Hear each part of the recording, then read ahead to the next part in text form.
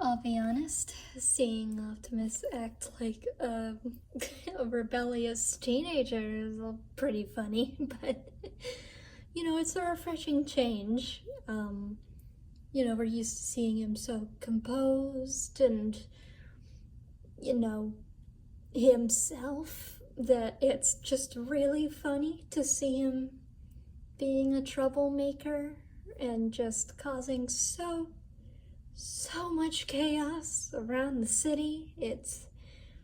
I love it.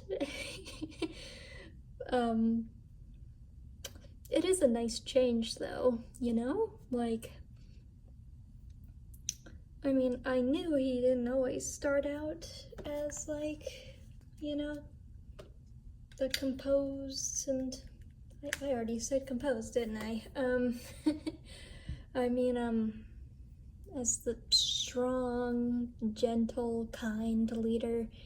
We're always used to seeing him that way. I know he probably wasn't always like that, but it's just kind of, it's different seeing him not like that for a change, and I like it. And it's really funny to watch him fumble around and stuff. You know, it's also really weird to see Megatron of all bots just trying to stop him. Like, he's the level-headed one in this relationship. Whatever kind of relationship they have. Yeah. I really wanted to do a character analysis on D16 for that first video, but you all wanted an Orion Pax one, and I couldn't say no, so here I am. I'm gonna examine this goober and figure out what's going on. Starting off, he's pretty silly. Just a silly little guy that's half the size of everyone here, but that's not the most concerning thing.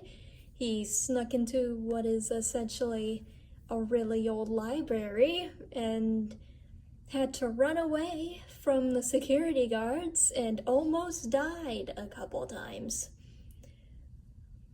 What a trailblazer. and D16, not impressed at all, and I can only assume is because Orion has done this kind of scrap before, but I'll give it a pass.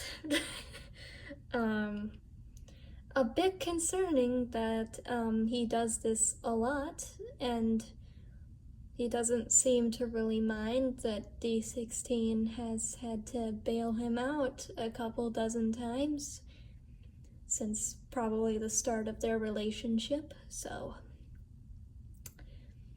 not exactly getting you brownie points there, Orion. Not exactly a good friend thing to do. I can tell that Orion means well. He really wants to find the Matrix. He still believes in Sentinel Prime. That guy. Yeah, what else can I say about him? He, put his friend's job on the line a couple dozen times, but,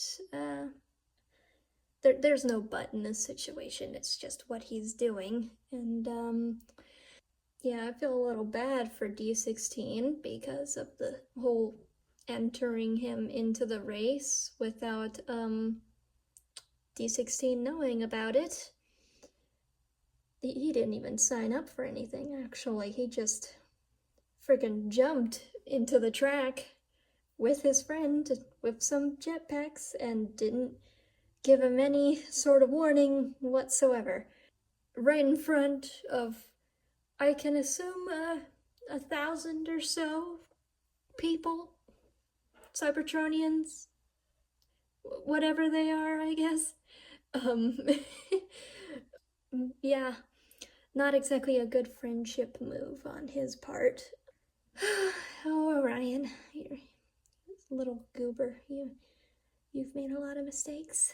Um, they also almost die a couple times on this track because I can only assume that this race might include a waiver of some kind because I see a lot of crashes on this track.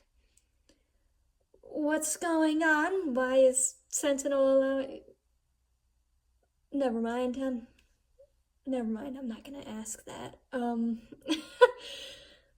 Things only get a little worse. Once they get kicked out, and then they have to, you know, find their way to the surface. They didn't even try to find their way to the surface, they just accidentally did it. I think Orion's personality changes a tiny bit on here after that little life-altering situation.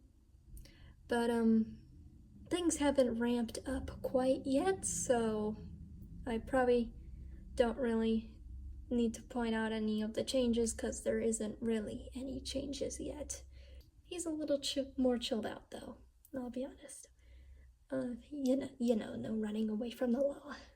Once they find the cave and find Alpha Trion, things change drastically. I don't know if I want to give any specific details away because I know a lot of you have probably watched the movie already, and I have a couple times as well. But if there's any newbies or people that haven't actually seen the film yet, you can click off. You don't have to be here and get spoiled if you don't want to. So, I'd recommend giving the movie a quick watch before we continue on. So, go ahead. Hope to see you back here soon. Are they gone? Okay. Alpha Trion reveals some existential crisis-causing things, such as Sentinel Prime kind of murdering all the primes and trying to take the Matrix and being the reason for why Alpha Trion had to revoke the Matrix and, starve the whole planet for a few dozen, 50 cycles, whatever that amount might be, if we're going off the fact that cycles are different from Earth days, but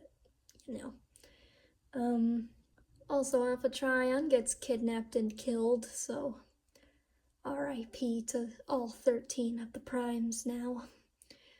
And D16 is a bit, he's acting out right now. He seems a little more, aggressive than usual, and I only say usual because he does make a lot of threats to his best friend, and it got a bit out of hand, in my opinion, a couple times. Anyway, yeah, Orion now has a purpose. He now knows what he has to do. He can't be a silly little goober anymore. He has to lock the hell in, so. Yeah, let's get started on this journey. Take a shot for how many times I say in this recording. It's gonna be a wild ride. Yes, so they get kidnapped. This happens a lot in this film, by the way. They get kidnapped by the High Guard, which holds the main trio. Shockwave, Soundwave, and that screaming little demon over there. I'm talking about Starscream if you didn't get the memo. So D16 and B127 get kidnapped after a massive fight breaks out inside the whatever that building is supposed to be. I think it's supposed to be the Nemesis from G1. It kind of looks like that. I don't know how they would manage to repair that ship to make it flyable, because it's clearly basically part of the mountain at this point. But, you know, really good on their part for having such incredible ingenuity. What else to say? Oh, yeah, D16 has a bit of a crash out moment, but I wouldn't fully call it a crash out just yet. It's more like the climax to it. We're getting there. It gets intense. So Orion gathers up what little is left of the High Guard. We get to the Iacon city, whose architecture doesn't exactly make a whole lot of sense to me, but it's cool either way. Where are all the elevators, and how do you get to those buildings up on the ceiling? That's a little confusing, unless there's flyers that could get up there. I don't know. Alright, so D16 has a bit of a crash out moment, and did I just repeat myself? Damn it. And anyway, hold on, where am I in the script?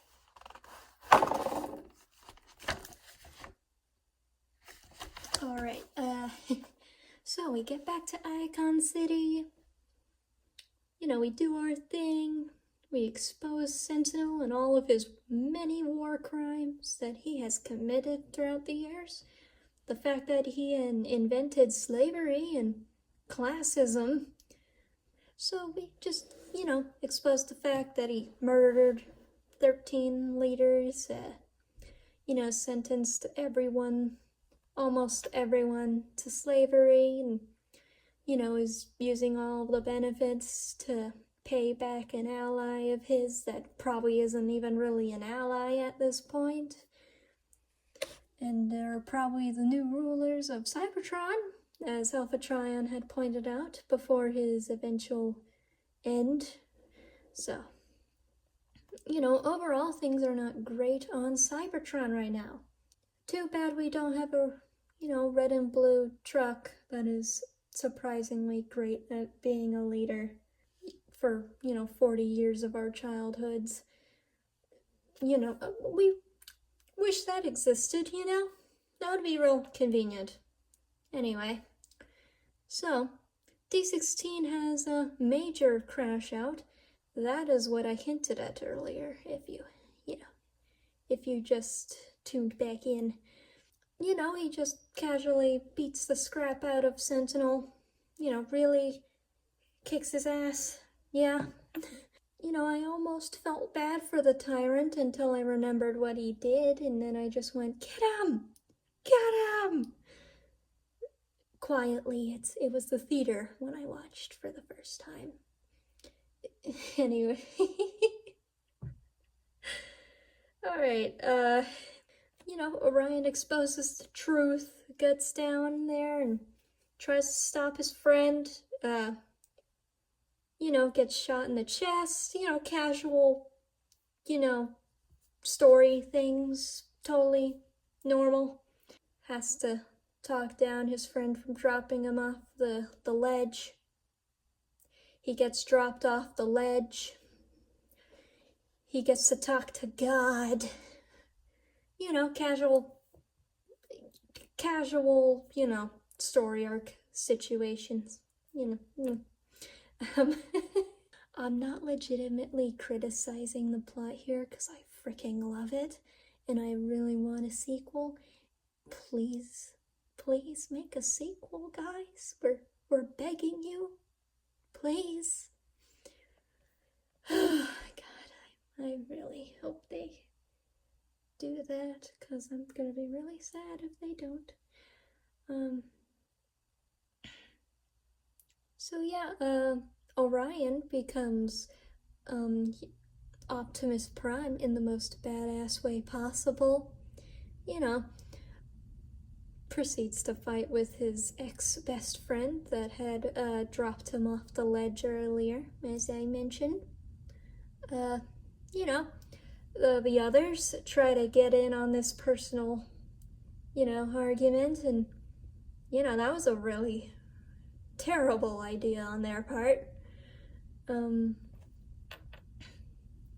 D16 gets kicked out because it was just horrible, like, for a good 5 minutes there. Maybe even more than that, actually. I'm kind of bad at math. We get an emotional flashback that had me almost crying. I say almost because I was still in shock of what happened earlier. It was a lot for me. In fact, both of my friends that I took to the movies both had their jaws drop to the floor when that scene happened, and so did I. Pretty sure I even stopped munching on the popcorn at that point and just sat there in stunned silence. That is almost the conclusion of this movie. Yeah, almost.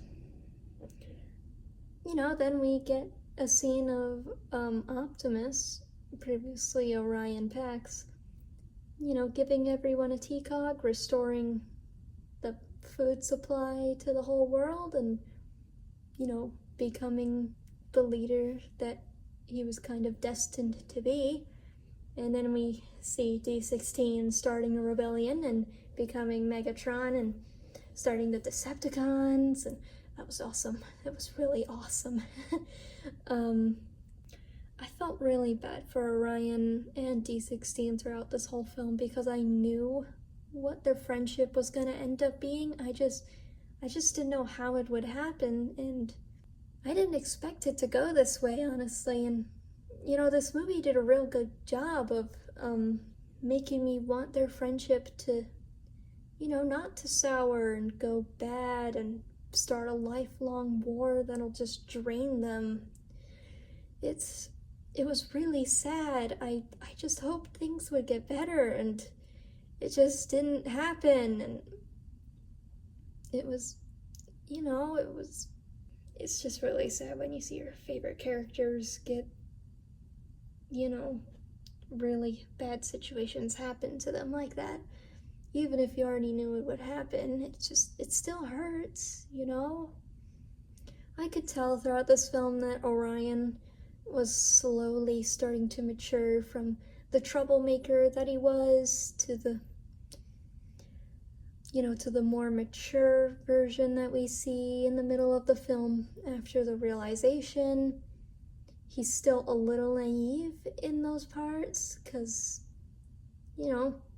he thinks they could do it easy peasy and kind of ignores the warning signs of his friend having an existential crisis and something going on mentally, almost physically at some points. He did crack someone's neck and broke their voice box. I wouldn't exactly say he was mentally stable at that point. Still feel terrible for D16 as well. And then, Orion, life kind of just backhands him, slams him down, folds him like a lawn chair. You could say it hits him like a truck. You could tell, like, Orion, he caused trouble. He did a lot of things he probably shouldn't have, and, risked his friendship a couple times, but, he never meant to hurt D16 and cause all this to happen. He didn't. You can tell he cares. He tries to do things that D16 might enjoy with maybe, another idea in mind, but, he's always gonna be there by his side at the end of the day. You can tell. He's not a terrible friend. He's an imperfect friend. That's the right word for it, I would say that about every friend. Not all of them are perfect, but, if you have a good one, they'll be by your side. if you have a tough situation going on, they'll be there. They might even give you bluntly honest, reviews on your situation, but, they'll have your back. That ending scene where, Orion is watching D16 go, it hit me in the gut the second time I watched, after I got over my silence and, stunned shock. Yeah, that expression on his face, it's so, I could feel it. He was hurt, and I was too, even though I expected it. I can't imagine how he feels when he didn't expect it at all.